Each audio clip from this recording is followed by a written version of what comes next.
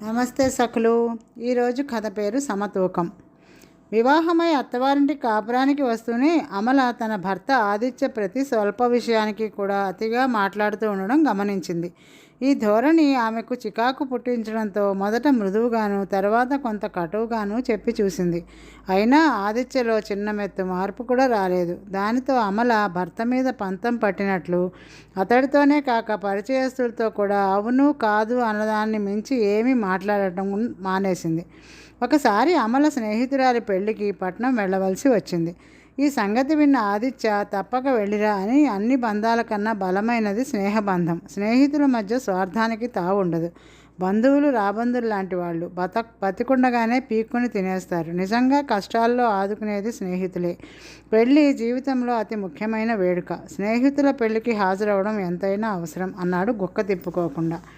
అమల అయిష్టంగానే ముఖం చిట్లించి వెళ్ళిరా అని ఒక మాటతో సరిపెట్టక ఈ సోదంతా దేనికి అని విసుక్కుంటూ స్నేహితురాలి పెళ్లికి బయలుదేరింది. పట్నంలో ఆమె తన స్నేహితురాలిని మాత్రం పలకరించి నలుగురిలో కలవక ఒక పెడగా కూర్చుని పెళ్లి తంతు చూసింది. పెళ్లికి వచ్చిన వాళ్ళలో చాలామంది అమలను చాలా గర్విష్టి అంటూ గుసగుసలాడారు. ఆ మాటలు చెవిన పడిన ఆమె మరెవ్వరితో ఒక్క మాట కూడా మాట్లాడలేదు. భోజనాలు కాగానే ఆమె తన స్నేహితురాలకి వెళుతున్నానని చెప్పి బాడుగ బండి కోసం 4 వీధుల కూడల్లోకి వచ్చింది. అమల బండివాడు ఎవడైనా కనపడతాడేమో అని చూస్తుండగా ఆమె పక్కింటి సుందరమ్మ భర్త బండిలో ఎక్కడి నుంచో వస్తూ కనిపించారు. వాళ్ళు అమలని చూసి బండి ఆపించారు. అయితే అమల వాళ్ళని చూడనట్లుగా మొహం మరోవైపుకు తిప్పుకున్నది. అది అవమానంగా భావించి సుందరమ్మ భర్త అక్కడి నుంచి వెళ్ళిపోయారు. అమల ఎంతసేపు నిలబడినా మరొక బాడుగ బండి ఆ వైపుకి రాలేదు. చివరికి సూర్యాస్తమయ సమయంలో ఒక ఖాళీ బండివాడు అటుగా వచ్చాడు. ఆమె వాడికి రెట్టింపు బాడుగా ఆశ చూపగా వాడు వాళ్ళ గ్రామం రావడానికి ఒప్పుకున్నాడు. అమల వాళ్ళ గ్రామం సగం దూరంలో ఉన్నదనగా బాగా చీకటి పడిపోయింది. ఆ దారి వెంట ఎలాంటి జనసంచారం లేదు. అలాంటి చోట బండివాడు చప్పున బండిని ఆపాడు. అమల ఆదుర్దాగా ఆపావెందుకు, ఏం జరిగింది అని వాడిని అడిగింది. ఇంకా ఏం జరగలేదు, నువ్వు బండి దిగి మర్యాదగా దగ్గర ఉన్న డబ్బు మెడలోని హారం ఇచ్చేయి అంటూ బండివాడు చిన్న కత్తిని దుస్తుల్లో నుంచి బయటికి లాగాడు. అమల నోట మాట రాలేదు. ఆమె వణుకుతూ చప్పున బండి దిగి తన దగ్గర ఉన్న 100 రూపాయలు బండివాడి చేతిలో పెట్టింది. హారం కూడా ఇవ్వు త్వరగా అన్నాడు బండివాడు కరుగ్గా. అమల కళ్ళనీళ్లు పెట్టుకుని హారం తీయబోతుండగా పట్నం వైపు వెళ్లే బండి ఒకటి అటుకేసి వేగంగా రావడం కనిపించింది. బండివాడు వెంటనే అమల మెడలోని హారాన్ని గట్టిగా లాగాడు. హారం చాలా సన్నగా ఉండడంతో తెగి కింద పడింది. చీకట్లో వెతికే ధైర్యం లేక బండివాడు ఎద్దును అదిలించి పట్నం వైపుకు వెళ్ళిపోయాడు. కింద పడిన హారాన్ని కొంగులో కట్టుకుని అమల కాలినడకన తన గ్రామం చేరింది. సంగతి విన్న ఆదిత్య లబలబలాడిపోతూ, ఎంత తెలివి తక్కువ పని, సుందరమ్మతో మాట్లాడి వాళ్ళ బండిలో వచ్చేసి ఉంటే ఇలా జరిగేదా? ఆడదాన్ని ఒంటరిగా పంపించడం నేను చేసిన మొదటి తప్పు, 100 రూపాయల హారం చేయించడం మూడో తప్పు అని ఇంకా ఏదో చెప్పబోయాడు. ఆ సమయంలో పని మనిషి రంగమ్మ రావడం చూసిన అమల భర్త మాటలకు అడ్డుపడి, నీ తప్పుల దండకం మరొకసారి వింటాను, తెగిన హారం ఇవాళ మీ కొట్టులో అతికించి పట్టుకురా అన్నది. ఆదిత్య ఆ గ్రామంలో ఉన్న ఒక పెద్ద నగల దుకాణంలో పనిచేస్తూ ఉంటాడు. 100 రూపాయలు పోవడంతో ఆ రోజంతా అతడికి మనసులో లేదు. భోజనం చేసి దుకాణానికి వెళ్తూ హారం పట్టుకుపోవడం మరిచాడు. ఆ రోజు బట్టతల మనిషి ఒకడు ఏవో నగలు కావాలంటూ దుకాణానికి వచ్చాడు. ఆదిత్య చూపిన కొన్ని నగలు చూశాక హారాలు ఏవైనా ఉంటే చూపమన్నాడు. ఆదిత్య అతడికి రకరకాల హారాలు తెచ్చి చూపి వాటి పనితనం వర్ణిస్తూ మాట్లాడసాగాడు. బట్టతల మనిషి తలాడిస్తూ, నేను గుడ్డివాడిని కాదు, నువ్వు వీటిని గురించి చెప్పిందే మరొకసారి చెప్పనవసరం లేదు.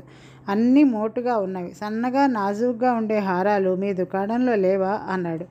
అన్ని రకాల హారాలు చూసి అతను నచ్చలేదనేసరికి ఆదిత్య కోపం తెచ్చుకొని, మీరేమనుకోకండి, అంతగా తెలివి లేని వాళ్లే సన్నపాటి హారాలు కొంటారు. అసలు నిన్న ఏం జరిగిందో తెలుసా అంటూ భార్యకు కలిగిన అనుభవం గురించి చెప్పి, హారం అంత అల్పంగా ఉండబట్టి ఆ దొంగ వెధవ పట్టుకుని లాగ్గానే తెగిపోయింది. మా ఆవిడ దాన్ని అతికించి తెమ్మన్నది. దుకాణానికి తేవడం మరిచాను, తెచ్చి ఉంటే మీకు చూపించి ఉండేవాడిని అన్నాడు.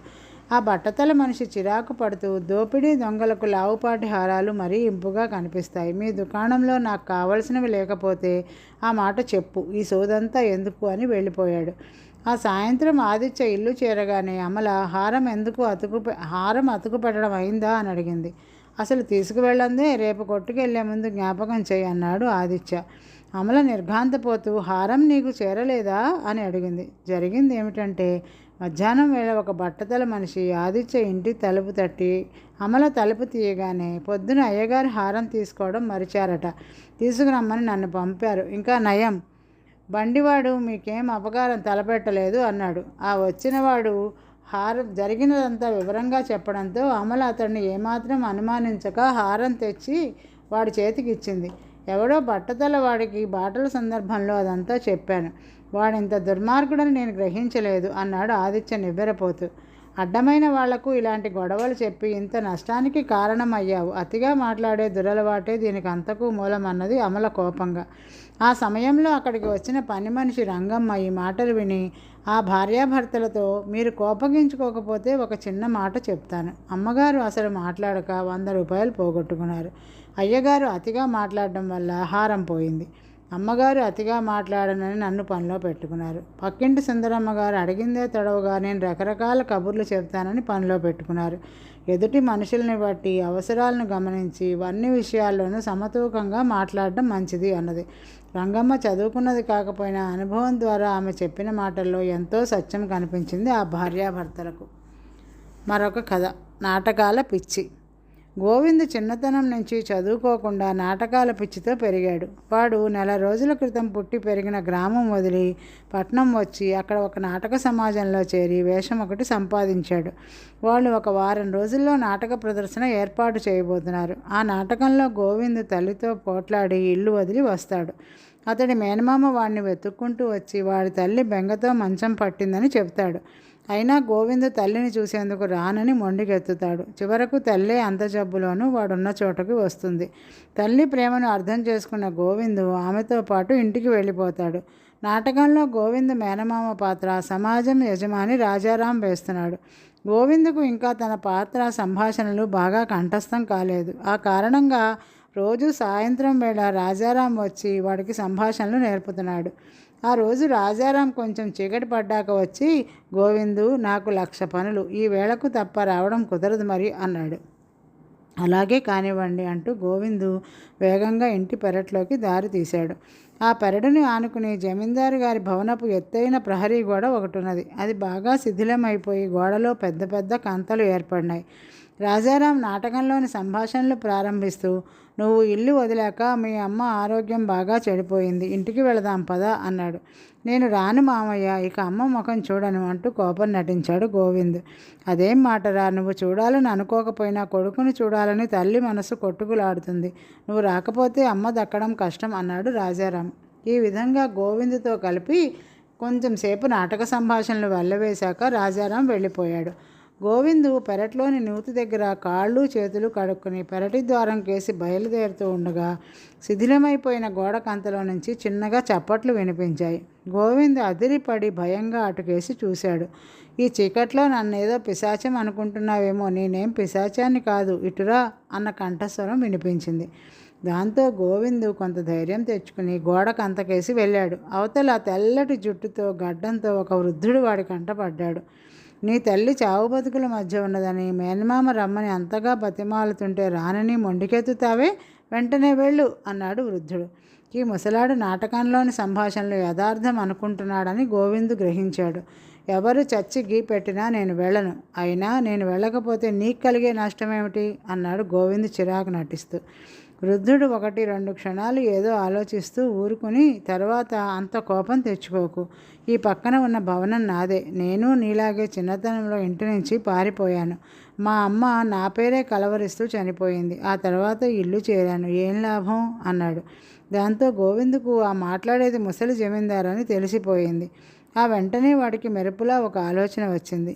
మాది తిండికి బట్టకు కటకటలాడే సంసారం. డబ్బు సంపాదించుదామని పట్నం వచ్చాను. మా గ్రామం చాలా దూరం, వెళ్ళాలంటే బోలెడు ఖర్చు అన్నాడు గోవింద్ విచారపడుతున్నట్లు. ఆ జవాబుకు ముసలి జమీందారు పెద్దగా నవ్వి, నిన్ను తీసుకుపోదామని వచ్చిన మేనమామ ఆ బోలెడు ఖర్చుకి సరిపడా డబ్బు తెచ్చే ఉంటాడు. అయినా నేను ఇస్తాను ఆగు, ఒంటరి వాడిని, డబ్బుకేం కొదవలేదు అంటూ గోడ కంత దగ్గర నుంచి వెళ్ళిపోయాడు. ఒక పావుగంట గడిచిపోయింది. శిథిలమైన గోడ పక్కన చీకట్లో నిలబడి ఉన్న గోవిందుకు తనతో మాట్లాడింది ముసలి జమీందారా లేక ఏదైనా పిశాచమా అని అనుమానం కలిగింది.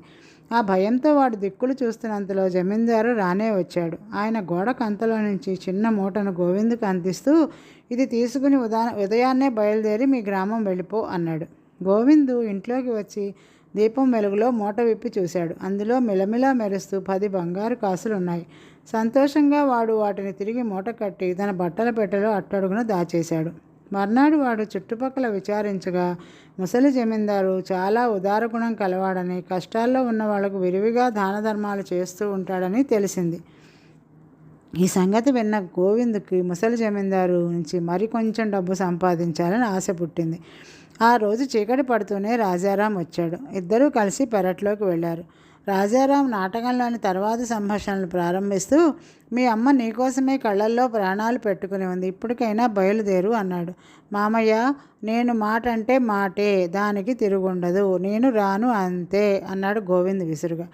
నీకు ఒంట్లో బాగాలేదని 4-5 రోజులు పోయాక తీసుకువస్తానని మీ అమ్మతో చెప్తాను. రేపటికైనా మనసు మార్చుకుని నా వెంటరా అని రాజారాం వెళ్ళిపోయాడు. గోవింద్ ఈ సంభాషణ జమీందారు విని ఉంటాడని ఆశగా గోడ కంతకేసి చూసేంతలో అక్కడి నుంచి ఆయన, డబ్బులు ఇచ్చా కదా వెళతానని వెళ్ళక ఇంకా నీ మేనమామతో పేచీ పడతావెందుకు అని అడిగాడు. గోవింద్ ఎంతో వినయంగా, తమకు చెప్పలేదు, ఇక్కడ నాకు పేకలు మునిగేంత అప్పులున్నాయి, అవి తీర్చకుండా వెళ్ళడం న్యాయం కాదు కదా అన్నాడు. అవును, న్యాయం కాదు, ఈ అప్పుల సంగతి నిన్ననే చెప్పవలసింది, కాస్త ఆగు అంటూ ముసలి జమీందారు వెళ్ళి కొంచెం సేపటికి ఒక చిన్న మూటతో తిరిగి వచ్చాడు. ఆత్రంగా గోడకు అంతకేసి చేయి చాచిన గోవిందుకు మూట అందిస్తూ జమీందారు, ఇక ఆలస్యం చేయక రేపు మీ గ్రామానికి వెళ్ళు, చేసిన తప్పుకు మీ అమ్మను క్షమాపణ కోరుకో అన్నాడు. గోవింద్ మళ్ళీ దీపం వెలుగులో మూట విప్పి చూశాడు. ఈసారి అందులో 20 బంగారు కాసులున్నాయి. వాడు వాటిని కూడా పెట్టి అడుగున భద్రం చేశాడు. ఈ విధంగా 30 బంగారు కాసులు సంపాదించాక వాడికి ముసలి జమీందారు నుంచి మరికొంత డబ్బు సంపాదించాలన్న దురాశ మరింతగా పెరిగింది. ఇందుకు మార్గం ఏమిటా అని వాడు పగలల్లా ఆలోచిస్తూ ఇల్లు కదలలేదు. ఆ రోజు సాయంత్రం రాజారాం వస్తూనే గోవింద్ నాటకం ముగింపులో చిన్న మార్పు చేయడం జరిగింది. తల్లిపాత్ర చనిపోవడం ద్వారా కొడుకులో బాగా పశ్చాత్తాపం కలిగించాలనుకున్నాం. ఆ మారిన సంభాషణలు చెబుతారా అంటూ గోవిందుని పెరట్లోకి తీసుకుపోయి, అంతా అయిపోయింది, తల్లి కొడుకులు రుణం తీరిపోయింది. నీకు ఒంట్లో బాగలేదని చెప్పగానే మీ అమ్మ అంతర్జ్వరంలోనూ బాడుగ బండిలో నీ దగ్గరకు వచ్చేందుకు బయలుదేరింది. కానీ ఏం లాభం, బండి గ్రామం దాటిందో లేదో నిన్నే తలుచుకుంటూ కళ్ళు మూసింది అన్నాడు. గోవింద్ అయిష్టంగా తలాడిస్తూ ఏదో అనబోయేంతలో ముసలి జమీందారు గోడకు అంతవైపు నుంచి పెద్దగా, ఒరే దుష్టుడా, ఇలా జరుగుతుందని నాకు మొదటి నుంచి అనుమానంగానే ఉన్నది, వస్తున్నా ఉండు అంటూ కేకపెట్టాడు. ఆ మాటలు విని రాజారాం కంగారుగా, ఇంత చీకట్లో ఎవరది, పిశాచమేం కాదు కదా అన్నాడు. గోవిందుకు మాట పెగల్లేదు. వాడు నిలువెల్లా వణికిపోతూ ఇంట్లోకి వచ్చేసరికి అక్కడ ముసలి జమీందారు, ఆయన వెంట పెద్ద దుడ్డు కర్రతో నౌకరు కనిపించారు. జమీందారు గోవిందుడి కేసి కోపంగా చూస్తూ, ఇంటికి వెళ్ళమని నీకు 30 బంగారు కాసులు ఇచ్చాను, అయినా కన్నతల్లి చావుకి కారణమయ్యావు, నీలాంటి వాడిని నీడ చూడటం కూడా మహాపాపం అని తన నౌకరు కేసి తల తిప్పాడు. జమీందారు నౌకరు ఇల్లంతా వెతికి చివరికి గోవింద్ బట్టల పెట్టెలో నుంచి బంగారు కాసులను 2 మూటలు బయటికి తీసి యజమాని వెనకగా ఇంటి నుంచి బయటకు వెళ్ళిపోయాడు.